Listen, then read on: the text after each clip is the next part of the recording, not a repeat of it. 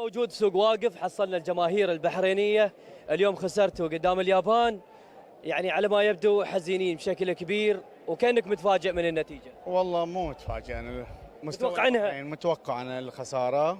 مستوى البحرين ما مو مثل اليابان. اليابان ما شاء الله فريق قوي ولاعبين في اوروبا، واحنا فريقنا يحتاج لاعداد جديد ولاعبين وجوه جديده. يعني وإن شاء انت الله جاي استاد الثمامة خسران.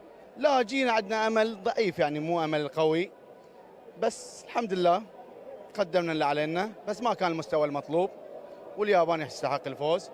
وجينا بعد الشيء الثاني حق الاجواء جميلة هني، جميله في سوق واقف وفي قطر في الدوحه، اجواء جميله ما شاء الله، ونتمنى نحضر مباراه ثانيه بعد. يعني ما تروحون المنامة؟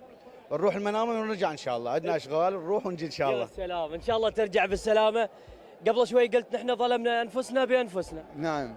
شو صار اليوم؟ يعني شو صار؟ منتخب البحرين نفس ما قال الاخ اللي قبله، طبعا ان النتيجه كانت صراحه متوقعه، يعني على العروض اللي قدمها منتخبنا للاسف، يعني ما كانت العروض المشرفه يعني، فما كان هذا اللي يليق بالكره البحرينيه. الا احنا كنا يعني نامل ان نكون في تقدم من عقب منتخب 2004 لحد الان، يعني ما صار المنتخب اللي احنا نقدر نقول ان هذا منتخب البحرين الحقيقي صراحه. شو اللي يحتاج البحرين الحين؟ البحرين يحتاج حق دماء جديده، لازم المنتخب يتغير يعني عن بكره ابيه مثل ما نقول احنا الحين، فلازم تكون الدماء الجديده والدماء الطموحه والروح القتاليه اللي دائما تكون موجوده في اللاعب البحريني.